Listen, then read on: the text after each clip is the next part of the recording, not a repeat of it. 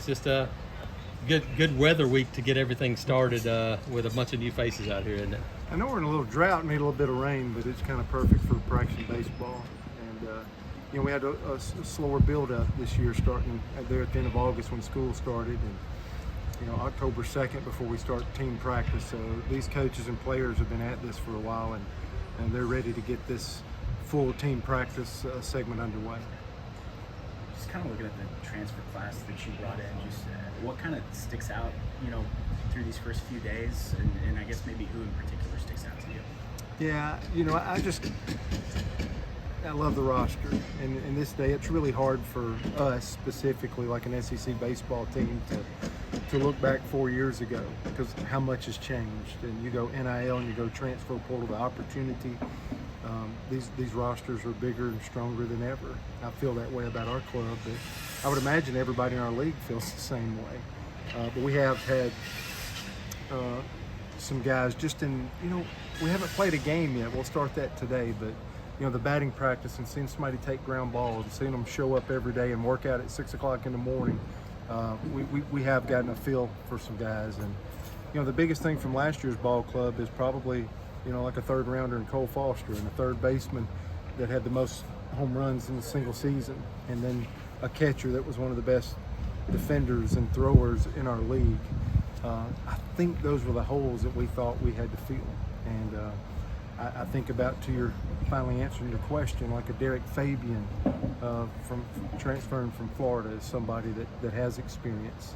I think about Cooper Weiss that made 2 errors in Division I baseball last year at the shortstop position. I think about even a freshman that we have, Eric Guevara, who's just absolutely blowing our socks off.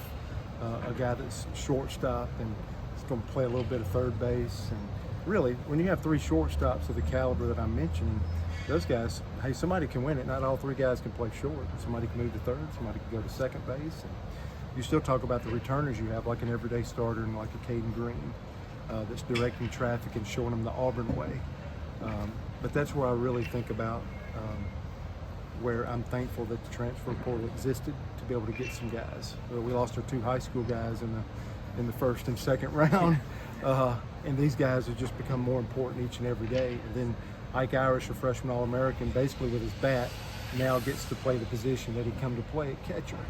And having a returner like Carter Wright, a senior back, is huge. And then even a freshman to get to 3, because you need as many guys back there catching every day in a Cale Strickland here. Those are the positions I focus on, because around the rest of the field, we have 47% of our at-bats back.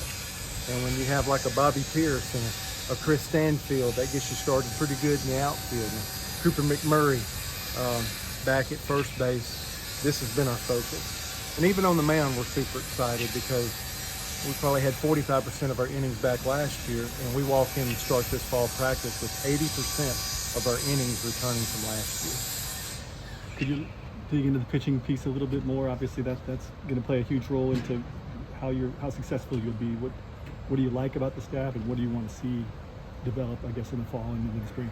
Yeah, because last year was so tough. When Joseph went down after opening weekend, and you had less than half your innings returning. I mean, that first half was tough, and we grinded through there, and those guys got more comfortable the second half. So you kind of want to pick up where you left off.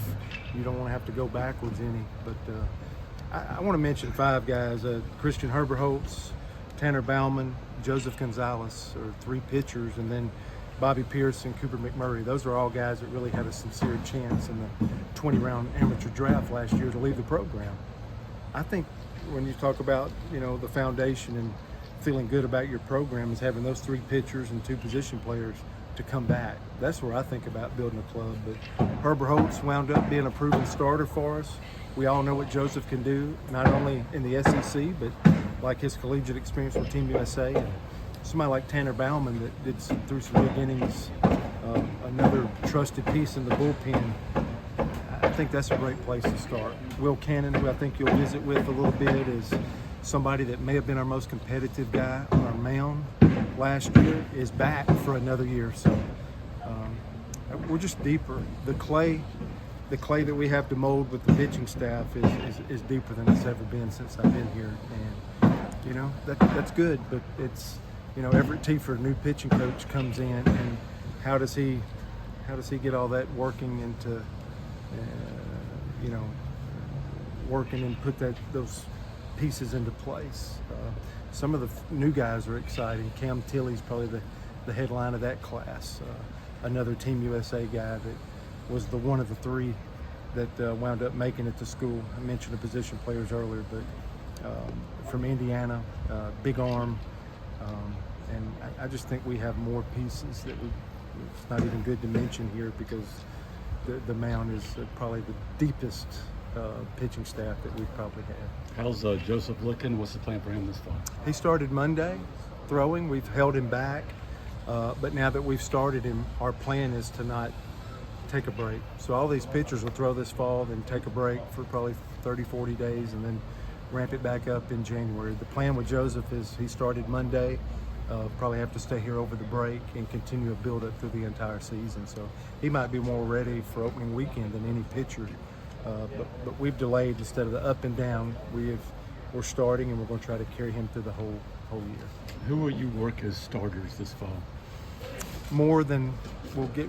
Right now we're scheduled to play 3 games a week, so that gives you an opportunity to audition 6 starters, and then if you're throwing another potential starter, if there's 6 more that's going to throw behind a starter, then you can change it week to week, and because you never know how it shapes up. So we'll probably have 6 starters go a week, and then, you know, maybe 4 of the 6, but you're probably changing out a couple each time to take a good look at everybody. Everybody on this pitching staff, where they came from, they were starters. And you have to develop relievers. We're at that level where it's important. You can be taken well, and it's required. I think of Blake Burkhalter.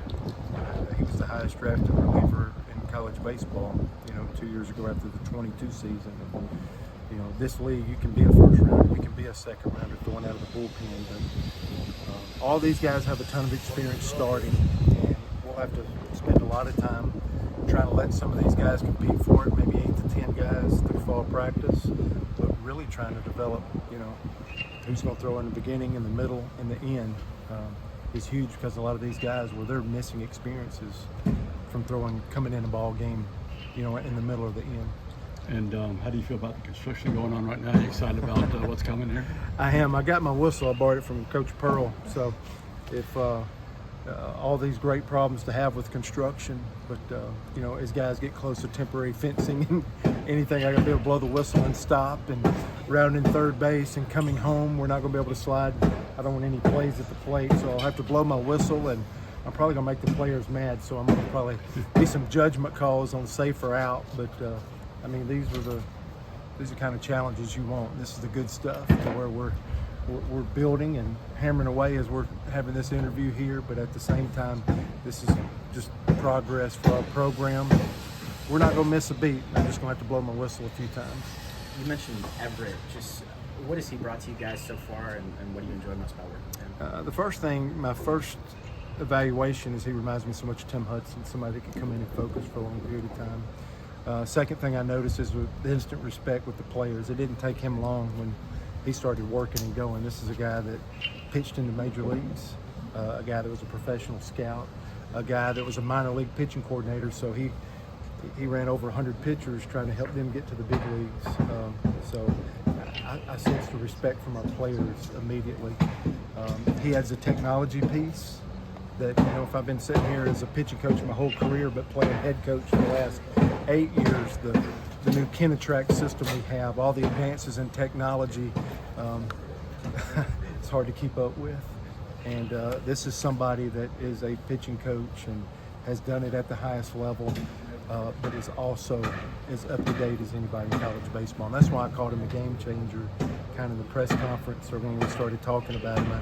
I think this is a guy that's going to help us take the next step in filling all those gaps of analytics for us. So I'm as excited to bring Everett Tiefer on as I was for Carl and Gabe or anybody in the past. We're going to talk to Weiss and Cannon. Just what stands out about both those guys briefly? Just what do you like about them? Yeah, him and the others. This team's been a joy. I don't want anything to change now that we're feel like we're in a team practice window. They've gotten up, they've posted, they rush in and drag out, so without really setting forth a rhythm. I don't know if it's the older players or if it's just the nature of our people. These guys are in here early. I can't walk through it any time of day and there's not guys in the locker room or hanging out at the ballpark, and I like that. And, you can tell teams when you have your team meeting is if everybody beats me there, I think that's a good thing. And I think we've all had a couple of teams to where you're standing there waiting on everybody. So I have a good first impression of this club, and I think it's probably led for some older guys. But they're kind of ready to play. Everything that we've asked them to do, they've done it with some joy. They've done it like they're ready to go and like they enjoy being at the baseball field. I think that's a good place for us to start fall practice.